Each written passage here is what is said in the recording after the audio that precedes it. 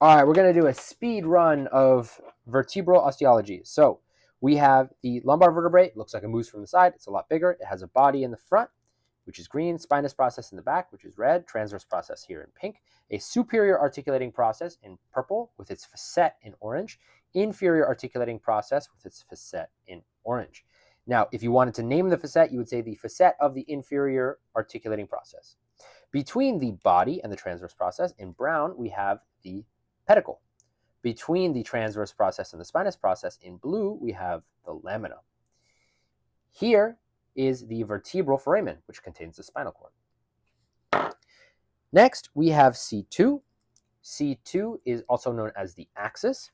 It has the dens up top.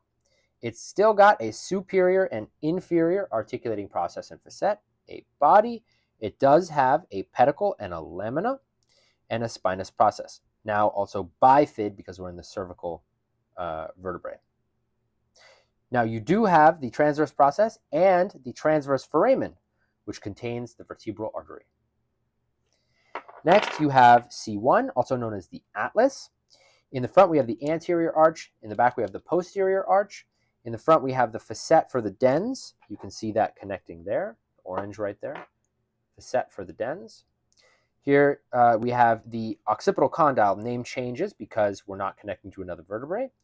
And the inferior articulating process and facet. You still have that transverse process and the transverse foramen.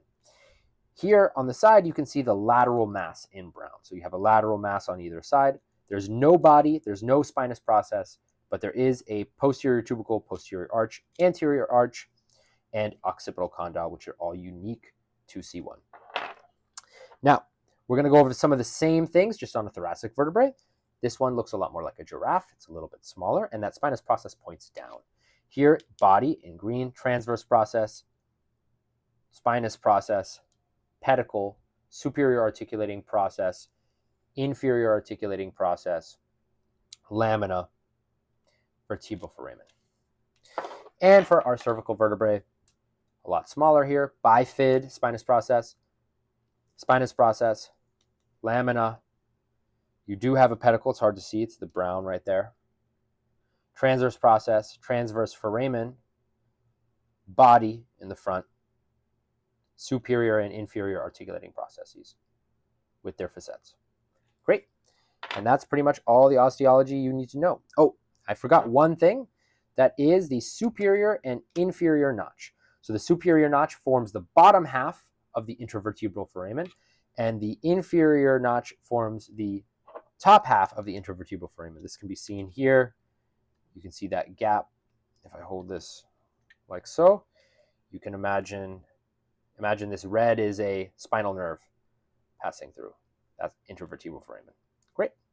Cool. If you have any questions, leave them in the comments. Thank you and have a great day.